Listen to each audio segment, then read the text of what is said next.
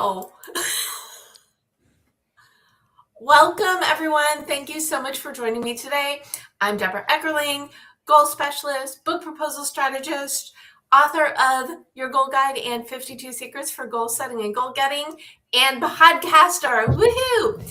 You can't reach your goals on your own. You need your people. And every week I bring together some of my people. And today is a special day. It is Podcasthon.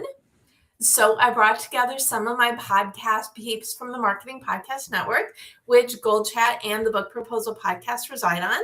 And I'm also co-host of the MPN Meta Marketing Show, which is probably my favorite because for that one, which I co-host with Keith Smith, I just have to show up and talk, which is like the best, right? Anyway, you may be watching this as GoalChat Live. You might be watching the replay. You may be listening to us as GoalChat on the Marketing Podcast Network. But no matter how you found us, we are so glad you're here. And like I said, we are here with other MPN podcasters, including Seth Goldstein from Entrepreneurs Enigma. And it was his introduction which brought me into Marketing Podcast Network. We've got Shel Holtz, who's co-host of the For Immediate Release podcast, and Kandas Rodarte, who is a host of Gratitude Geek. And I'm the one who brought her in. So we're like total circle of life here. Before we start talking about podcasting and Podcasthon, yes, you'll get to learn what it is momentarily. I would love for my guests to introduce themselves better because right now all you know is they're podcasters and they're awesome. And I mean, really, do you need to know more? Maybe just a little. So let's start with you, Seth. Who are you? Why are you here? Well, why I'm here is because of you, Deb. Deb says, come on the podcast. I say, sure. What time? And she's like, it's the same time every time. So I'm like, okay, it's going to be 7 o'clock Eastern. So there you go. I'm Seth. I'm with Podcast Mastery, which is a podcast coach and consultancy where I help podcasters get the podcast out of their head on the paper, formulate it, move it around, kind of get it so it's ready to go into people's ears. And I also do digital marketing as well, because why not? Okay. And you use paper in your description of what you do, which a lot of people would not associate paper with podcasting. You can write stuff down and plan stuff out. No, I am all about it because I'm all about those goals. Yeah. But what you're saying is if you want a podcast, you have to start with plan the idea out before you can move forward. Oh, absolutely. I mean, you can just start, but if you just start, you're probably going to fizzle pretty fast. If you don't fizzle, it means you probably planned out kind of your cadence of the show and how you're going to go about doing things. So don't fizzle. You heard it here first. Don't fizzle. Okay. Shel, great to have you here for your first time on GoalChat. Hopefully not your last. Welcome. Hopefully not. Delighted to be here, Deb. I am Shel Holtz. I am Senior Director of Communications at WebCore. We're a commercial general contractor in San Francisco. Actually, we're throughout California, but the headquarters are here, where I am today in San Francisco. I have been in the organizational communication space for, dare I say this, coming up on 50 years. And my co-host and I on the For Immediate Release podcast, his name is Neville Hobson. We started FIR, as we lovingly call it, on January 3rd, 2005. So we have been at this for 21 years. There were about 400 podcasts when we started. I remember, first of all, how hard it was to set up a podcast back then. It was equally hard to find one and get it moved over to some place where you could listen to it. But we were enthusiastic, and we started For Immediate Release, which is the slug that you see on press releases. That's where the name comes from, to talk about organizational communications and the intersection of comms with technology, which is something we are both passionate about. And we keep at it basically because we're really good friends, but he is in the UK and I am here on the West Coast, and it's our excuse to get together once a week and see each other. That is like one of the best things about podcasting, or at least if anybody ever says, what's your favorite form of networking? I say it's my podcast, because if I haven't seen someone in a while, I'm like, come on GoalChat. Or if I just met someone I thought would be awesome to get to know better, it's come on GoalChat. So it's definitely. And I was going to say, I'm starting a new podcast with another friend in Chicago that I don't get to see as often as I would like. And it's on internal comms. It will be called On the Same Page when we get started with it. Which is amazing, because if you're not on the same page, chaos That's right. can and will ensue. Internal comms is all about alignment. So there you go. Amazing. Well, thrilled to have you here. Candace, welcome. Thank you. It's so good to see you. I feel like I see you every day, though. But You're I don't. lucky. We do. Deb's I awesome. don't. We do see each other a lot, though. It's nice. Yes, I like it. I like it as well. And I'm thrilled that you so we're talking about Podcasthon today, which you told me about. But before we get into that, who are you other than someone awesome I get to see with frequency? Well, I always like to tell people that I am an internet marketing pioneer, because I launched my first website in 99 and my YouTube talk show in like 2012 and my podcast in 2014. And in the world of podcasting, those are early years. Yeah. But Shel, oh my gosh. I know, right? 9 years later, I launched my pioneering podcast. I mean, we're not worthy. No. Remind me to tell you about virtual cables. There's a story. Oh, wow. But I am the host of the Gratitude Geek podcast, which is in its 12th year. 12th year. And I interview thought leaders on topics that are relevant to Gen X women solopreneurs who've had something crappy happen to them. It's a fantastic interview-based show. It's fantastic because of my guests, not because of me. And I also co-host Sci-Fi Book Pod, which is with my husband, because we needed something to do with each other. So we have guests on who suggest a book, and the three of us read the book, and then we talk about it on the show. It's been a lot of fun. I love it. So, Those who podcast together stay together. and I So was far. going to say, not all podcasts are because you want to see people more often. Sometimes it's people you see often who you want to see more, right? Mhm. That's cute. That's cute. I like that.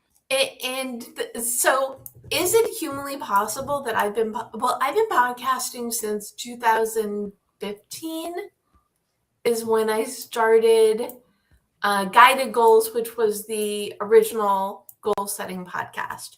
This version, I'm trying to get everybody back in order so I don't confuse me. This version of GoalChat started in, it was my first pandemic project. So March 2020, back my book, Your Goal Guide, had come out in January. My publisher said, have you ever thought about doing a live show? And actually I had. So it was an easy yes. And it evolved from me talking to myself. That was 2 episodes and it was painful for me. I don't know how anybody else felt, to one-on-one interviews. And by the end of 2020, when we were trying to figure out how do you do a holiday party when you can't leave the house, well, you throw together people who don't know each other.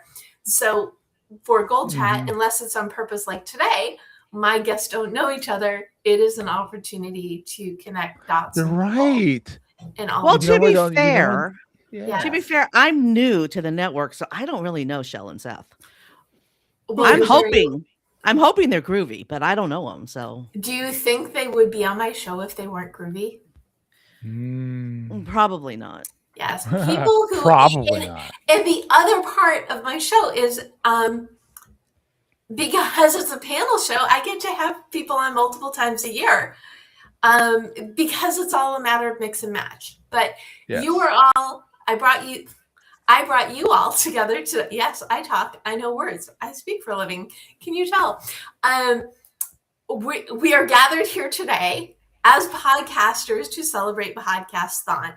And if you do not know what Podcasthon is, it is the world's largest podcast charity initiative, bringing together podcasters globally to raise awareness for charitable causes. So basically, during this week, podcasters are welcome to dedicate a podcast to a charity. And I think we're we're going to go halvesies on this one because I know Kandas is doing an episode as well. But you pick a charity that means something to you and you talk about it and spreading the word. So the one that I chose for this episode is American Heart Association. My mother was a heart attack survivor for 20 plus years. So back in the 90s before we moved to LA. Yes. And she lived almost 30 years after her first heart attack. So I know we always want more, but what I discovered, or what we discovered in the mid 90s, was you never hear about women surviving heart attacks because women usually don't survive heart attacks because it presents as indigestion. Mm-hmm. And she went to the emergency room, thought she was going to get some industrial strength Pepto-Bismol, and oh, by the way, you're having a heart attack. Yeah. Yes. And so see us guys, Shel, we just go big or go home. We have a heart attack. We're like, we're having a heart attack. You know exactly. Or a panic attack. That's the only thing that's different, is a panic attack can feel like a real heart attack for guys. I will take I believe that a panic attack also feels like a heart attack for a woman too. Oh, it does? Oh. Yeah. I'm just trying to feel included. No. The point of the matter is the American Heart Association does a lot of, I was looking this up when I was scheduling it, but they're like the major source of research for heart attack and stroke research, prevention, all of the things. So to my mom, who I always say was the cheerleader's cheerleader, thank you for those almost 3 more decades I got from you.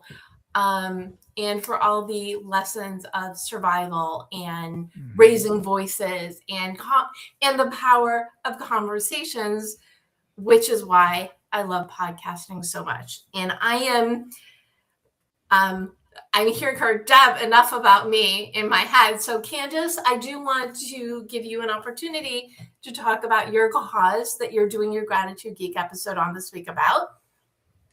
Okay, so my interview with 2 representatives from Susan G. Komen drops tomorrow. I'm having a brain flash right now. I should have pulled it up so I would get their names correct. But since I can't get their names correct right now in my head, I'm going to skip it. But we talked about Race for the Cure and all the good work that Susan G. Komen is doing, which is fantastic. The reason why Susan G. Komen is near and dear to my heart is because this is my 12th year living with metastatic breast cancer. I've been in treatment for 12 years. I'll be in treatment for the rest of my life. And because of the good work of Susan G. Komen and organizations like that, the possibilities for survival get better and better every year. Well, good. So my episode drops tomorrow. Okay. And if you go to the debmethod.com/blog, in addition to the recap and the replays, and we also did, although I don't know if we picked a charity, but we did an MPN show with Jeremy, or meta marketing show on AI with shout outs to Podcasthon as well. So those will be in the recap at the debmethod.com/blog. The reason I thought when I first heard about Podcasthon from you, I'm like, that's why we use our voice to tell people things that they don't know. I mean, it's the same reason I'm in the book proposal business, giving voice to people who have big ideas and want to get their books out into the world. Why do you, I feel like we should let the guys speak, and then I will circle back to you on this, Kandas. What do you guys think is the power of podcasting? And Shel, let's start with you. He's got seniority by at least 5 years. To me, it's the ability to share content with a niche audience. When we started, the pitch was that we could attract a, relatively speaking, a small audience compared to what you might find for a radio show, who were interested in organizational communication. But if we had walked into a radio station and said, we have this great idea for a weekly show, and pitched our show, we would have been laughed out of the studio. There's just no way that audience translates into the CPMs that you need to sustain that show from a revenue standpoint. So the ability to, I mean, you can have, as we do now, millions of podcasts out there targeting some really strange audience. The audiences aren't strange. The topics that they're interested in. No, some of the audience is strange too. Yeah, some of those audiences are pretty weird. Gotta admit some. You know, so, but I think it's the ability to share something that is not shareable through mainstream media because the audience isn't large enough to support the advertising revenue. Okay, very logical, business-minded answer. I expect nothing less from you, so thank you for not disappointing me. I am a business-minded guy, so. Absolutely. Seth, do you have a yes and to that one? Well, yes and. There you go. I was giving you a little pause. Thank you. She could get candidates for those who are That was a cue. listening. Put up a little sign. Lollipop that says yes and yes, comma and. Oh, I say that all the time anyway, even without the additional visual aid. I love that. Okay, yes and. Yes and, because the power of podcasting lets anyone start a podcast, which is good and bad. Anyone can start a podcast. Not everyone will stick to it. But the power of podcasting is the democratization. Geez, that's a hard word. Say that 3 times fast. And that's not going to happen with this marble mouth. Democratization of podcasting. Oh, it was even better the second time. But it allows everyone to have a say. It's like the blog, only it's auditory. And people want to listen to your show a lot of times. Like people listen to Entrepreneurs I can speak. Entrepreneurs Enigma. Thank you. What she said. Entrepreneurs Enigma podcast, and reach out to me all the time saying, "Hey, I listened to this episode. I'd love to be on your show," or "I have a story to tell," or here's a review, or all that kind of stuff. It's nice to be able to then give people an audience, your audience, to tell their story as well. Because if you have a guest show, you can have them talk about what they do, in that case, the entrepreneurial journey, what's going on with them, how they got through it, the ups and downs of entrepreneurship. So I think it's also worth talking about the power of audio. And I know that most podcasts are now video. But to me, the audio is what matters because it's the only platform, it's the only medium that's available to us that people can pay attention to while they're doing something else. Exactly. Yeah, I mean, I listen to most of my podcasts when I'm walking the dog or when I'm driving. And, you don't want people watching a video while they're driving, but they can listen. The other thing about audio, and I read this shortly after Neville and I started, is that people can look at a photo and it might be their grandfather when he was a young man and not recognize him, but they hear the voice and it immediately triggers. So there's something about audio that has a serious emotional connection you don't get through other media. Absolutely. Wow. I totally agree with that. Yeah. I mean, ultimately, I think James Cridland of podnews.net says, I'm going to butcher this, but podcasts are for your ears when everything else is busy or something like that. Yeah. If I had this shirt, that's a good definition. Shirts. That's a very good definition because the definition of podcasting is about to shift. For better, for worse. Yeah. And Apple and what's that radio? Spotify? iHeartRadio both announced that they're going video. So it's shifting, but people are still going to consume audio.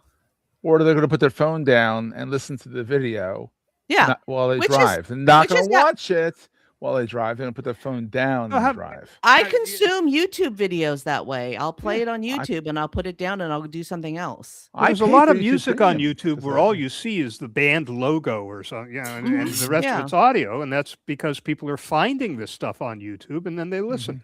So second biggest search engine after Google.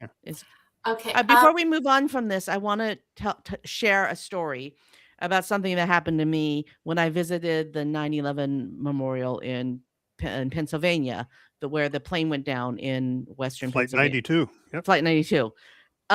So it's a very auditory presentation.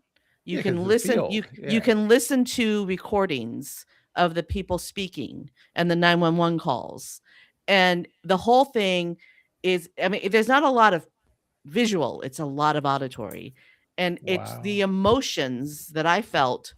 Like the minute I walked into the museum, I felt all these emotions. But then I put the headphones on, and it felt like I was right there again on September 11th, right? Mm-hmm. So that auditory piece is, like Shel says, it's very emotive, very, very emotive. It is.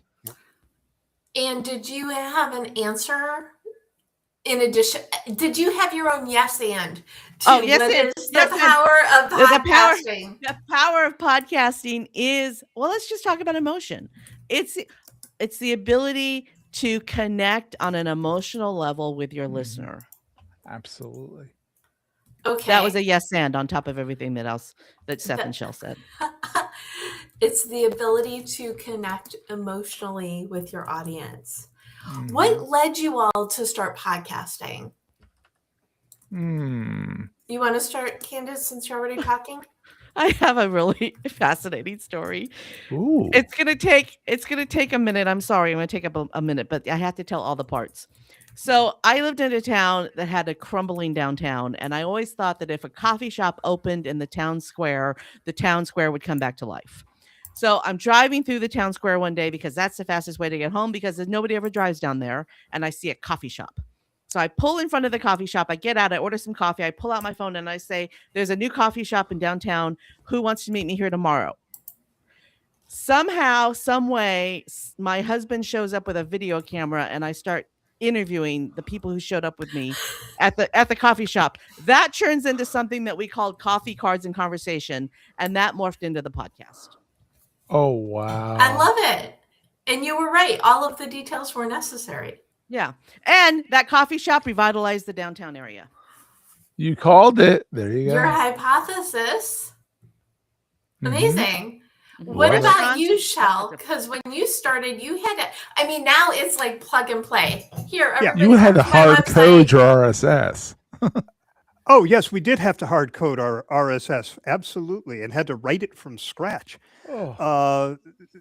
Neville and I were both early adopters of digital technology, any digital technology that you could adopt in communication. We were all over. It's how we met through the International Association of Business Communicators. We were both members, still are. And we actually, years before we started the podcast, we live blogged a conference before there were blogs. We didn't call it that. We used the CompuServe PR and Marketing Forum. You remember PR SIG with Papa Ron Solberg, who was the sysop. I was an assistant sysop on CompuServe, and we had a number of IABC members who were a member of IABC Hyperspace, which was a channel on the SIG, who were going to the IABC conference in Boston, agreed that they would take notes and then run up to their rooms and transcribe their notes and share it through the SIG. So, and then we had one where we actually were able to broadcast it live. We arranged that with the conference and did a live Q&A with people who were paying attention through CompuServe asking questions. This is way before blogs started, but Neville and I had both started blogging because he was working for a software company. He was their VP of marketing in Amsterdam. And I was an independent consultant, and I said, my clients are going to ask about this, and the best way for me to be able to advise them is to do it. And when we heard about podcasting, I got on the phone and called Neville. I think he was in the UK at the time, had gone back home. And I said, have you heard about podcasting? I want to start a podcast, but I don't want to be one more Adam Curry, just blathering into a microphone. I think having there was only one other podcast I knew of that had co-hosts, and it was called the Dawn and Drew Show. I don't know if anybody goes back that far. It was a husband and wife being really nasty with each other. And I said, I think, co-hosts makes better sense here to have that conversation. And he said, I was thinking the same thing. I was going to call you. So we spent a couple of months plotting it out. We ran a test file just to make sure it distributed the way it was supposed to in late December of 2004 and launched in early January 2005. Wow.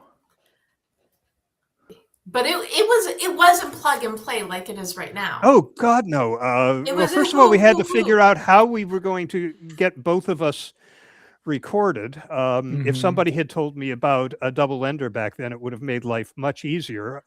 Although for Neville to transmit those big files would have been a problem back then. But we used a thing called virtual cables that allowed me to run 2 Skype instances at the same time on the same computer. Wow. And I had one output going to one mixer and one output going to another mixer. And then I would grab those files and marry them together using Audacity. Which is still around. Which is still around. Yeah. I started podcasting back in 2010. I've been listening probably since the beginning, daily source code, all that stuff. But I didn't start podcasting until Google Hangouts on Air started. And you didn't have to do anything that Shel said he had to do. You literally had to, I had a video podcast back in 2010. Because it would go out over Google Plus, may that rest in peace. And I would then download it and publish it to YouTube. So I always had a video podcast. I always had a video aspect to the show because why not? It's there. But it wasn't. But back then it was social media addicts. Addicted to social media was a spinoff of that. I've done like 8 different podcasts until the pandemic happened, and I started Entrepreneurs Enigma. I like to make really tough show names that I can't pronounce, but I started that one because I was like, let me pontificate about my entrepreneurial journey. Realized after 4 episodes, no one gave a crap, or I didn't think that, so I brought people on to talk about their journeys, and the rest is history. So, do you remember Geek News Central? That was the first podcast I ever listened to. Yes, the late great Todd Cochran. Oh, may rest in peace. So for all of those people out there saying starting a podcast is too hard, whenever I tell you it isn't, this is why. Because it is, we've got everything we need at our fingertips to create a podcast, but there's so much more. Anybody could go on the air and start talking and say it's a podcast, but if you actually want to do well with your podcast, there are certain things, certain foundations you can put in place. We do have Meryl Cass, who's watching live, who says, I earlier worked in national radio promotion for top 40 adult contemporary stations. Fun Deb fact, in college, I was a DJ for a semester, and I was terrible. I know. Really? Isn't that yeah, I was really bad. Right? I engineered a jazz show on our college station, but we had 50,000 watts, so it was not a small college station. Well, I avoided the radio station like the plague. I was a newspaper journalist for 6 years. Oh, I did that too before I got into this. My new editor-in-chief, when I burned out massively from it, said, you should go into radio. I'm like, with this voice? And he's like, yeah, absolutely. A few years later, I started podcasting. I'm like, oh. He's like, I told you so. I'm like, okay. You never know. In this, my station was like alt rock, and I'm definitely not alt rock girl, so that might have explained part of it. I just think it's hilarious that I went from that to currently a host of 3.5 podcasts, award-winning podcaster. I'm also a former non-cook who won podcasting awards for a food show. So, anything is possible and everything is possible. So reining myself in, because I can't help myself, what does someone need to do to make a show that doesn't suck? And I really just hate to be that direct, but what we just said is true. Anyone can have a podcast. Doesn't mean anyone should have a podcast. What do you need to do to make a good podcast? It's really interesting because back in the old days, anybody could start a podcast. You could do pretty much anything you wanted, and it was novel and unique and interesting, and you could find an audience. Also, back in those days, mainstream media really kind of shrugged podcasting off. They said this will never go anywhere. Nothing will ever come of this. Now you have the mainstream news media quoting people from podcasts as Yeah. opposed to going and doing. They have their own podcast. They have Yeah. all the mainstream media have their own podcasts, If you and the call them that. production qualities have advanced just exponentially since the I early would days. argue that podcasts have replaced mainstream media. They're on the especially way. mainstream radio, especially mainstream radio, especially the radio. Radio. Who listens to the radio anymore? I still listen to All Things Considered. I can't help myself, but Yeah, but They those- also but- have but that as that a you can also podcast. listen to as a podcast. Yeah. Exactly. so. Jinx. But I remember Adam Curry talking about ambient sound being part of the charm of podcasting, and now you're competing with WNBC and the New York Times. Listen to the Hard Fork podcast from the New York Times or the Daily podcast. These are very professionally done. Well, Hard Fork's not that professional. Casey Newton and Casey Kevin Newton Roos, and Kevin Roos, yeah. they're not that professional. That's the most of all these mainstream podcasts with from news outlets. They're the most podcasty of them. Whereas these other ones are radio shows that are just recorded on demand. Yeah. They're I on-demand radio I shows. listen to a show that it's like a mini documentary. Every episode they've got many interviews that they're able to splice in. Some they've done for the show, some they pull from archives. But it's you wouldn't think so based on the topic that they're podcasting about. Mhm. But they'll school you on what you can do with a podcast on this show. Oh, absolutely. Like Click Here, which is with Dina Temple Raston. Yeah, well, the one I'm thinking of is the good old Grateful Dead cast. So. Oh. Which you wouldn't Yeah. think so, but just an amazing show. The production values and the care and planning But that you goes don't into have it is to remarkable. but you don't have to do that to have a successful podcast. You can have ones where like Shel and Neville are just, pardon the language, shooting the poop. Yep. And having a good talk about public relations, or people can come on my show and just have Did a you chat just say for such a- shooting the poop? He I didn't did. want to say the S word because I don't guess the explicit tag. I was about to say the S word. Yeah, I know what you were about to say. But yes, that is a podcast. Yeah. Two people shooting the poop. Yes. Panel show, interview show, Interview one show. person talking to themselves. It doesn't have to be buttoned up. I mean, it can be buttoned up, and that's a style. It's a style podcast to be buttoned up. Like Serial was very much a documentary style podcast. A lot of the shows on the marketing I think all the shows on the marketing podcast network are very just shooting the poop. It's either pontification where you're just talking to the world, about an idea. Sometimes it's a mix of two talking heads. Sometimes it's a guest and a host talking. It's all different kinds of formats. But I take exception to that. Oh, I don't think we're shooting the poop. I think we are having conversations that are educational and entertaining, not poop. there you go. No, but poop can be good. Both things Especially can be if true. Yeah, poop can be good, Yes. especially if you're constipated for a while. It can be very good. Okay, I really feel like I'm going to realign All right, let's reel it back in. Reel the it back ship. in. We're here all week, folks. Rewrite the ship. Absolutely. More than one thing can be true, but the reason Yes. the podcast, going back to what we were talking about earlier, is the power is you get to share content with the niche audience without Yeah. needing to be on a main stage.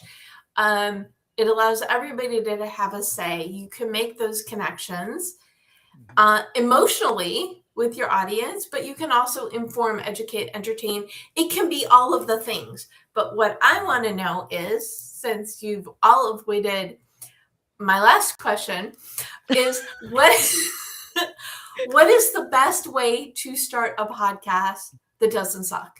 Or rather, how do you start one that sets itself up for success? That's a much nicer way to put it. Plan. Okay.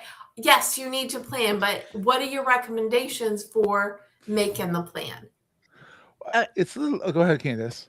Deb, you know that Candace? I don't think that everybody needs to start a podcast. I do. I think that if you want your message to be out there in the world in podcast form, that it's better to start off as a guest on at least 10 shows. Absolutely. And if you can make it through 10 shows and not a single one of those hosts complains about your audio or your video, then you can consider starting your own show. But the investment in audio and video today is an investment. You can't just show up with your phone. Well, you can, you shouldn't. But you shouldn't. Yeah. But I churn off shows where I can't understand what they're saying. Oh, God. Because the sound is whatever. Yeah, right? I tend to tell people who are asking me what they need to start a good podcast, and I'll say, well, first of all, a decent microphone, please. And they're not that expensive. They're not that expensive, but I think more expensive than some people were thinking when they started. I mean, my microphone was $350, $400. Mm-hmm. Not this one. Like I say, I'm at the office today, but when I'm in my home studio recording, I'm using a Rode microphone, a really good one, and nothing's going to turn people off faster than bad sound. The other thing I tell them is that if you have more than one person, make sure the levels are equal. Because there's nothing like going, I can't hear this guy, and cranking the volume up and then having the next person come on and blow your eardrums out. So, I mean, these little details matter. It doesn't matter what your topic is. It doesn't matter how interesting your guests are or your co-host is. If people can't hear or if listening is a pain, there's ample alternatives for them to listen to. And another thing, wear headphones. Even if I would say wear cans over your overhead earphones, studio monitors, yeah. But if nothing else, put earbuds in your ear so that it's not reverberating from your computer speakers back into the darn microphone. Yes, echo cancellation's game very good if you have a really good guest on that you really want to have on. They don't follow those rules. Happens all the time, more than I like to say, but. Generally wear at least earbuds. Just come on. You have earbuds. Deb's wearing a pair of earbuds right now. I mean, I do. And I'm like, it works. Well, I cheat. Okay. So I do have a grown up, very nice microphone, which I use for my other shows.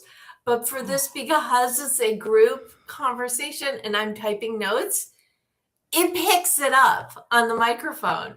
So that's why I go with old school earbud. But even at the bare minimum, can I tell you my biggest pet peeve, especially for my food so I've got 4 podcasts and there are 4 different formats. But my food show is 1-on-1, sometimes a 1-on-2 pre-recorded interview. If someone shows up in their car to be interviewed on their phone, and it's not live like this, sometimes things happen. You got stuck. At least you knew enough to pull on the side of the road to do the show. Yeah. But for something that is pre-scheduled and pre-recorded, if you do not show up as your best self, everybody's going to look like crap. And I had someone show up on his phone at his desk. At his desk. Or maybe he tried to get in on the computer and it didn't work. I get that on Zoom all the time. That's why. But then reschedule. Yeah. I'm 3 or 4 weeks out. I tell everyone, this is not coming out for 3 or 4 weeks. If you need to reschedule a day, reschedule a few hours. If you want to troubleshoot with me, I'll troubleshoot with you. I love technology. Oh, you love technology? I love technology. No, I'm kidding.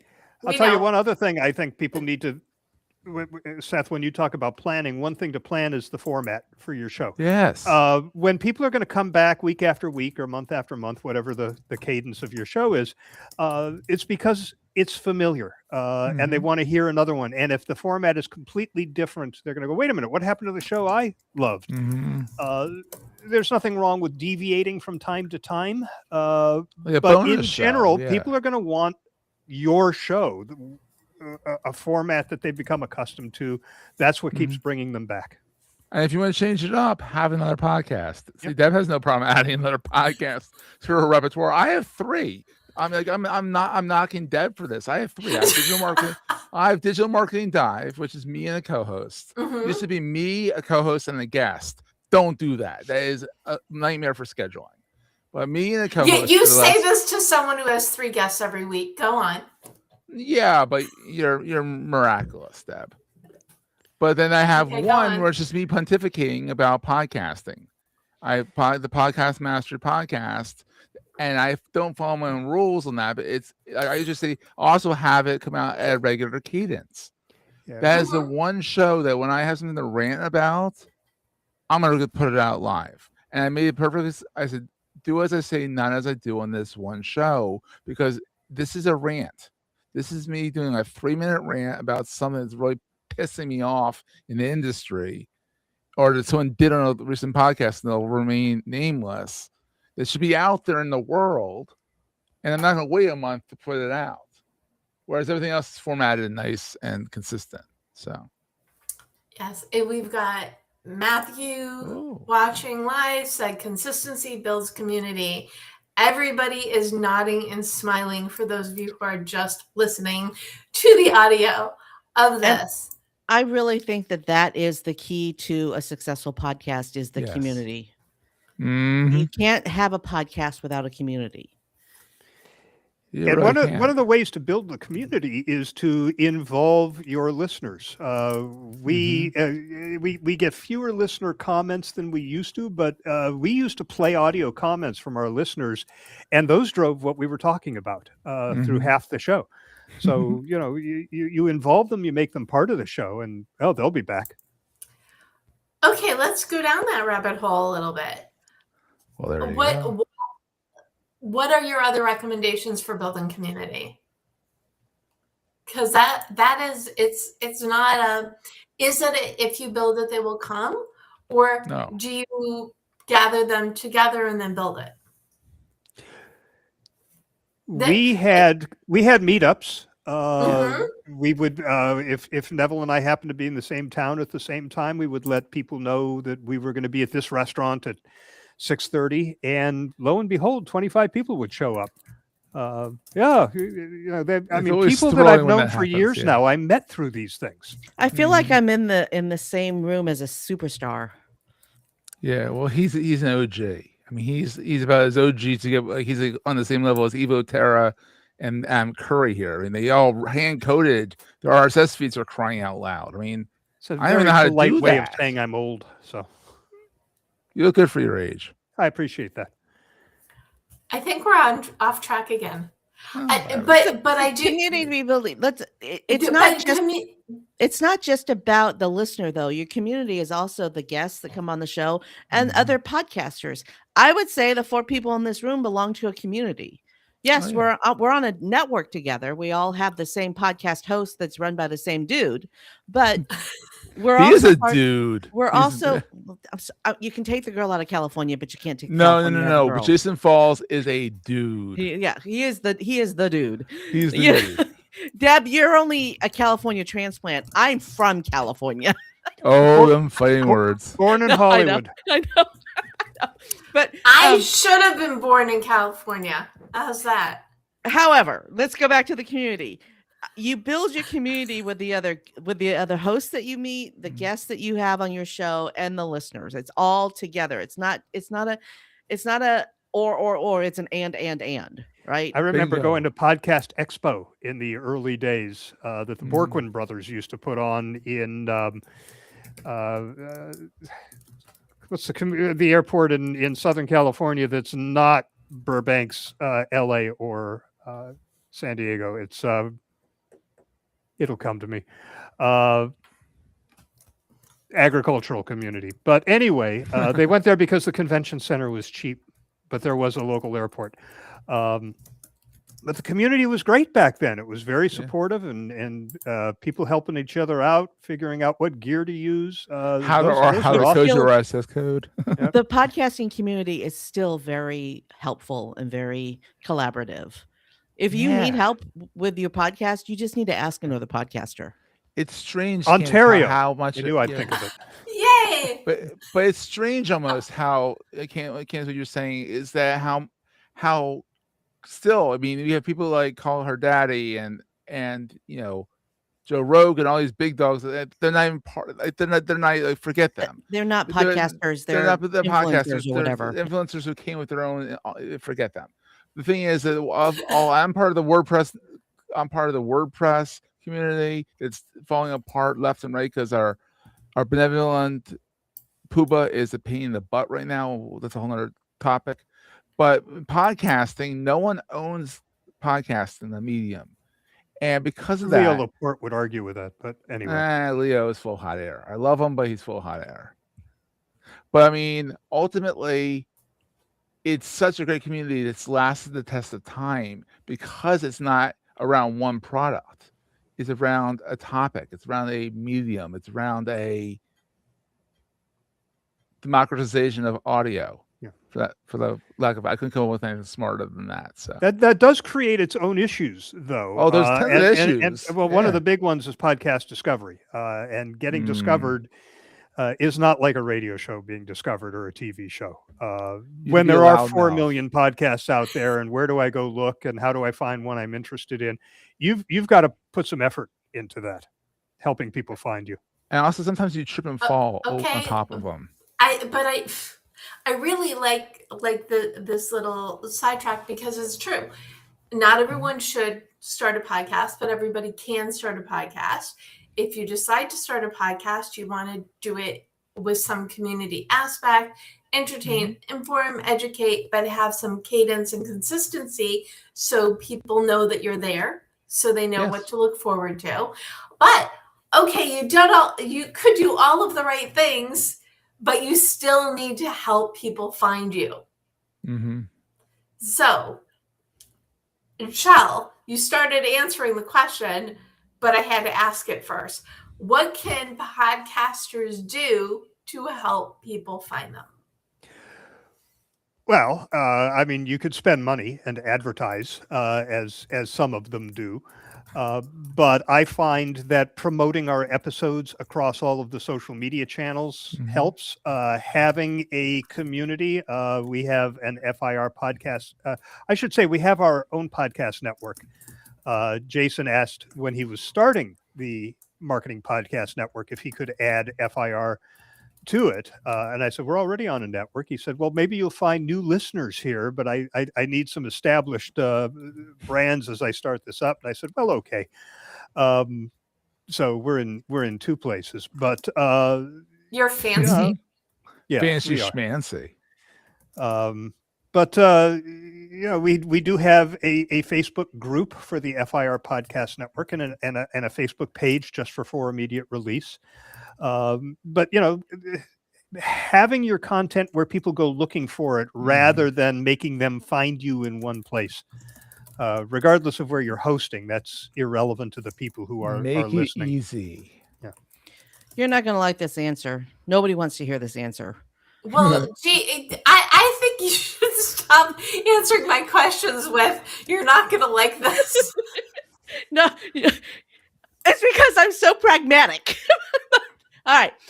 The number one way that people discover new podcasts, if they don't know the host personally, is through Apple Discovery, Spotify Discovery, whatever platform you listen to your show on.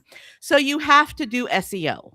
SEO is not going away. You've got to know what your keywords are. You got to know who your target audience is, and you've got to put those words in your titles and your descriptions. Amen. So that the players know who to serve the content to.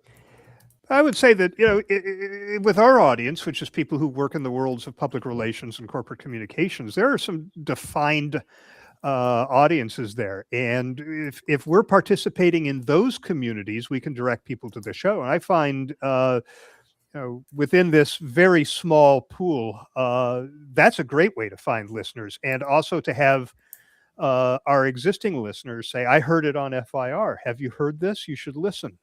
So getting those recommendations is really important too. Yeah, asking your audience to share is also really good. It works. Yeah. What about you? Honestly, I don't even know how people found Entrepreneurs Enigma to start off with. It literally just kind of happened naturally. Can I give a plug to another way that you can be discovered as a podcaster? You can apply for awards. There are a lot of podcasting awards out there, including the Marketing Podcast Network Awards. Yeah. So I don't Nice know. I don't know. I don't know. Wow, If I they're allowed think we just announced the Marketing Podcast Network Awards today. I think that mpn-awards.com. I There think we go. Put it all out there. Yeah, This it's is like, out "Oh, there. you go But when you apply for an award, it increases the visibility of your show. Amen. So, and there isn't just the MPN awards. There's a lot of other awards out there. We're just starting. And there are places like there are newsletters that promote podcasts. There are other podcasts that promote podcasts.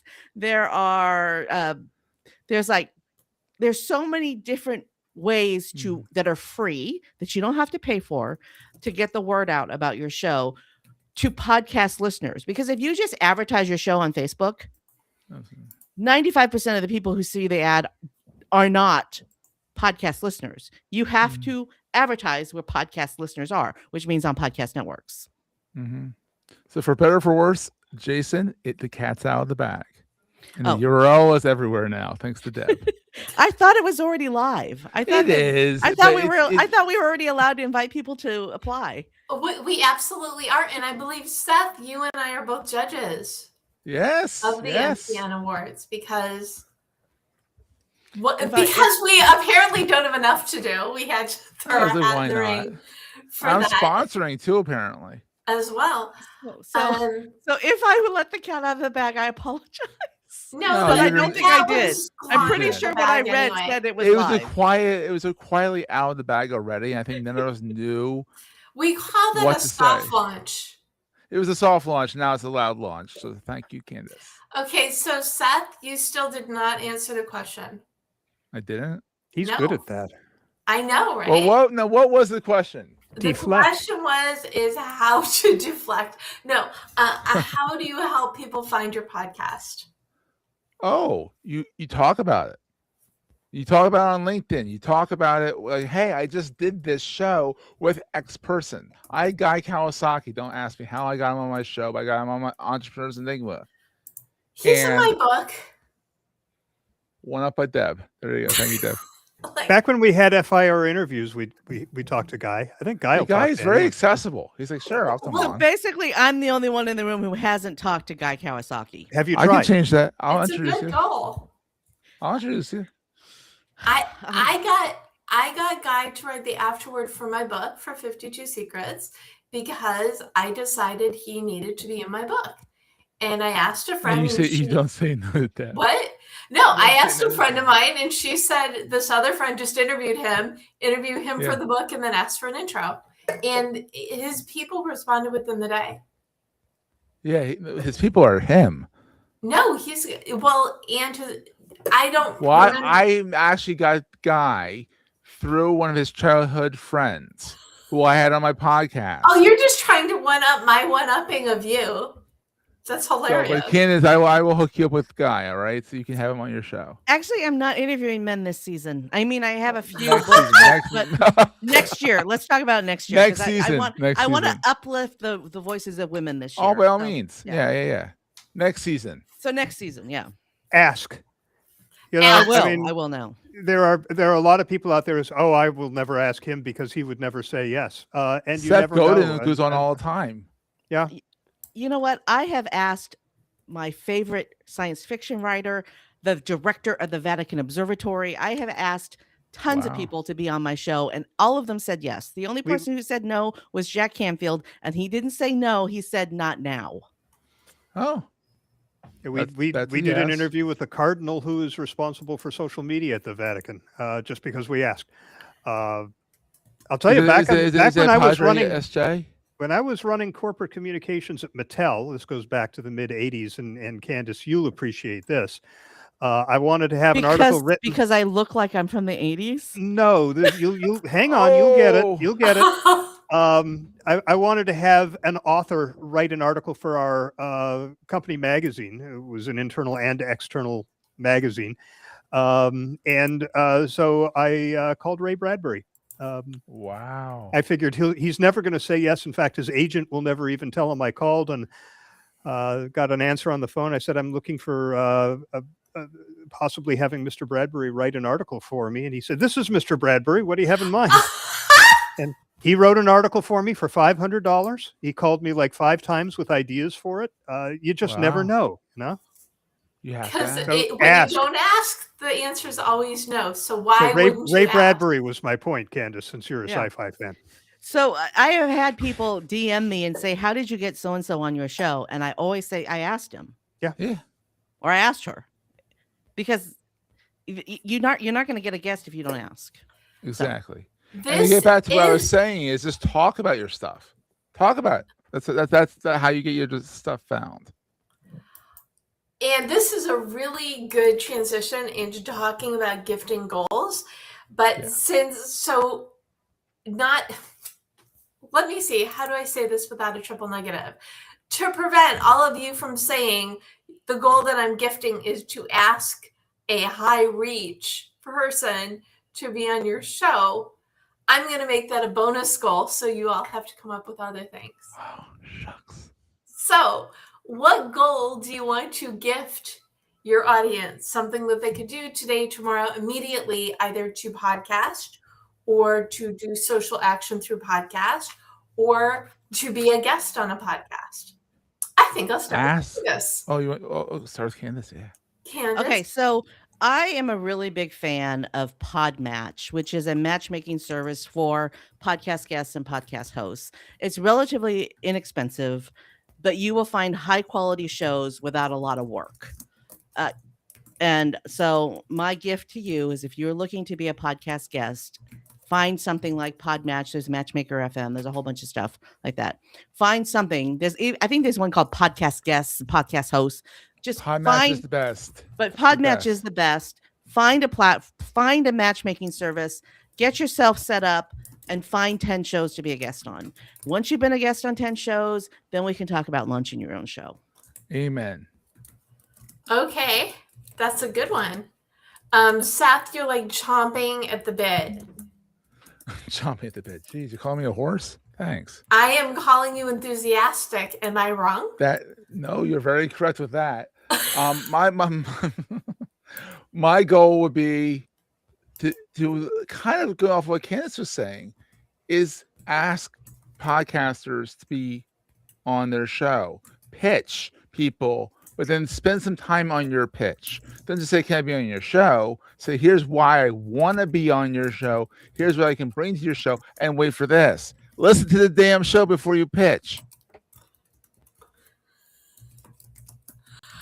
Okay, so develop your pitch and pitch your friends who have podcasts. And listen to the show before you pitch, please. So don't you think you should do that first? Yeah, but you might know that so-and-so has a podcast. Then listen to their show. See if you fit for that show.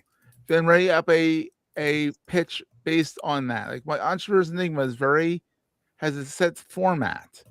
I'll say it. We shoot the shit for 15 minutes and have 3 questions. So many people come in to me and say, "I want to talk about X, Y, and Z." I'm like, "Did you listen to my show?" If it's like, you have 15 minutes to do that a little bit, but like, listen to my show first, please. By the way, that's good advice beyond podcasting. I can't tell you how many pitches I get from press releases and the like. Why did they send this to me? I don't do any of this. I love it when I get people who pitch themselves as a solo guest with a very specific topic. Oh, your listeners need to hear about how to do this in 3 days or whatever. How to garden upside down on a tightrope. Yeah, exactly. Just very, very specific. And nothing to do with your show, right? Yeah. Well, it's a panel. No, you cannot come in and teach me and the other 2 guests about your thing. Not my circus, not my monkey. Okay, Shel, what goal are you gifting? To listen to a lot of podcasts that are outside of your own area of interest. Love it. Spread your horizon. Yeah. Find out what people are doing with the medium to appeal to their audiences. Because, within your area of interest, things tend to homogenize a bit. You get outside of that area and you'll find some really interesting things that people are doing that you may say, I have no interest in this topic, but boy, are they doing a great job with this. There's some really interesting formats that they've adopted. There's some really interesting approaches that they're taking. So yeah, listen to shows. I love that because it's the same green as Shel's. There's a goal for me. I want to paint my wall the same color of green as Shel's wall. All our office walls. My goal. There's my goal right there.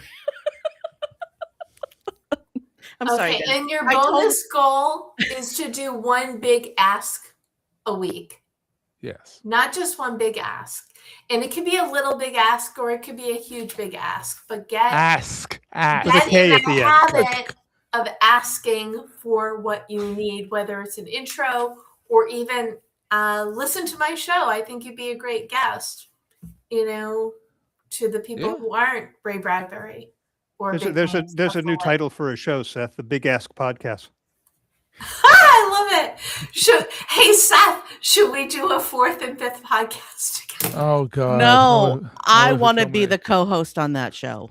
Okay. Okay, Seth. I think Deb and Kandas should do that one. And have Shel and me on as guests. I don't know. Constantly. I think Shel and I have a good synergy. Maybe Shel and I should co-host. Could be. There you go. Nothing brings me more joy than when I bring guests on, and then a couple of weeks or months later, I see them collaborating on something else, whether they're on each other's podcasts. I believe a couple guests did a summit together. Yeah. It's just, you never know what good can come from collaboration, which is why I love these kinds of conversations.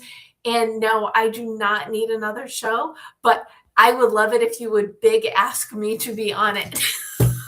There is already a podcast called The Big Ask. Oh, damn. Oh, yeah. I think it's actually a relatively well-known one, too. As we're wrapping up, I want to say hello to Leslie and Coach Carrie, who jumped in a little bit later, and of course to Matthew and to Meryl, who've been commenting on and off throughout. We could do another hour. We could easily without blinking. My wife would kill me, though, but Yeah, but we will not. I said we could. I didn't say we were going to. But before we wrap, where can people learn more about each of you and your podcasts? Seth.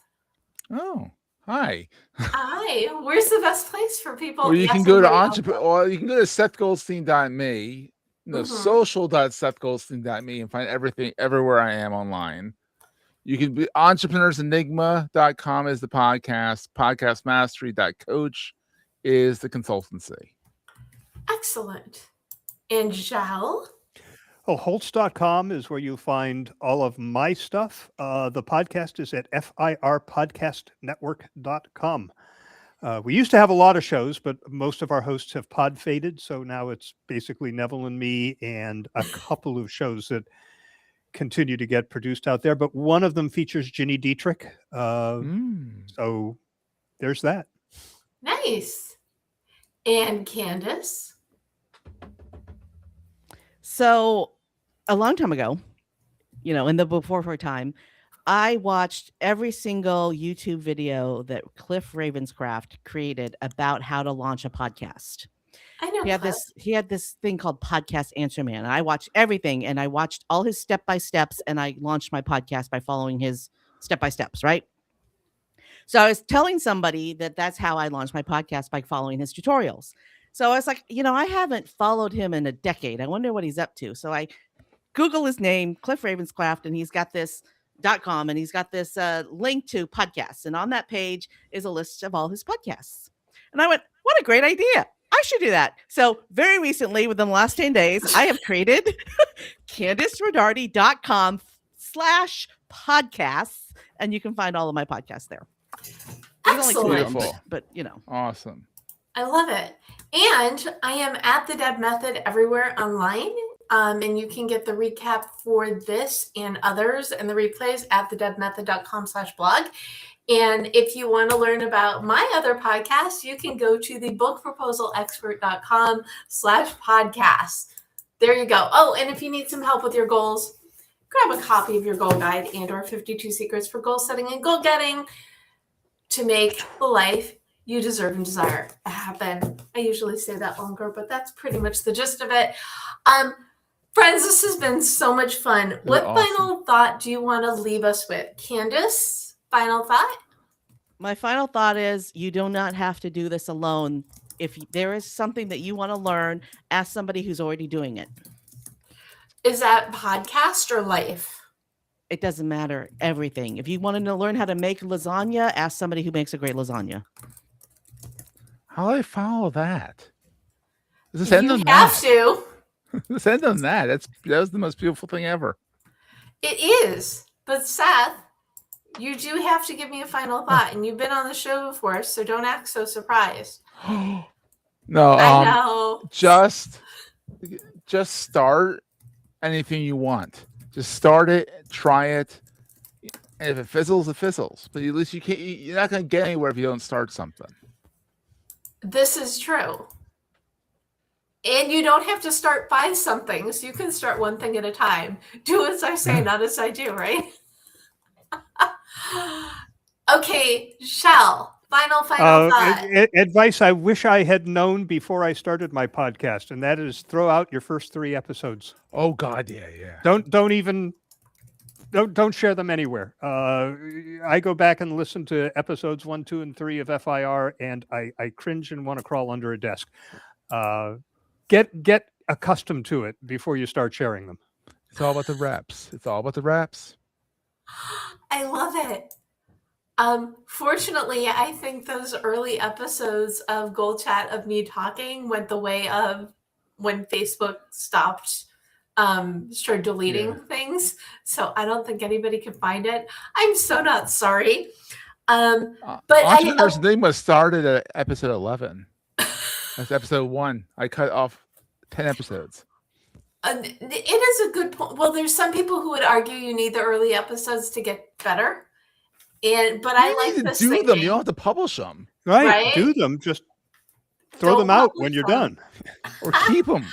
Think of them as that first 3 pancakes. There you go. Those first 3 pancakes. They're going to come out a little lopsided, and they might taste good. They're not going to look terribly pretty. They're not golden brown either. They're not. They're always so pale, and then you have to get in the next couple batches. That is such a good point. I love when we bring food into a show, because why have a show when there is not a place to talk about food? Thank you. Also, well, first of all, big shout out to Podcasthon. If you've never heard of it, check it out. It's podcasthon.org, and that will be in the show notes with all the other links as well. Thank you so much, Seth Goldstein, Shel Holtz, Kandas Rodarte. Thank you. We'll do a shout out to Jason Falls, who is our executive director of the Marketing Podcast Network. Because of him, we are all here today. We are a community of people who are very enthusiastic about marketing, and our shows, they run the gamut, so you can learn more about them at marketingpodcast.net. In the meantime, whether you are a podcast host, a guest, a wannabe, either of the above, you can. You just have to get started. Don't have to show everybody everything, but just get started figuring out your podcast. Make a plan, but guess first to make sure you can actually do complete sentences and sound awesome. Thank you guys again. Thank you for tuning in. I'm Debra Eckerling, live every Monday at 4 p.m. Pacific on Facebook, LinkedIn, and YouTube. And you can subscribe to GoalChat. Also, the Book Proposal Podcast and NPM Marketing Show on the Marketing Podcast Network, along with Gratitude Geek, for immediate release, Entrepreneur's Enigma, and so much more on marketingpodcast.net. Okay, this is long. I apologize. Sorry, not sorry. We love to talk. Go talk. Go out there and podcast. Go for it, because we know you can do it.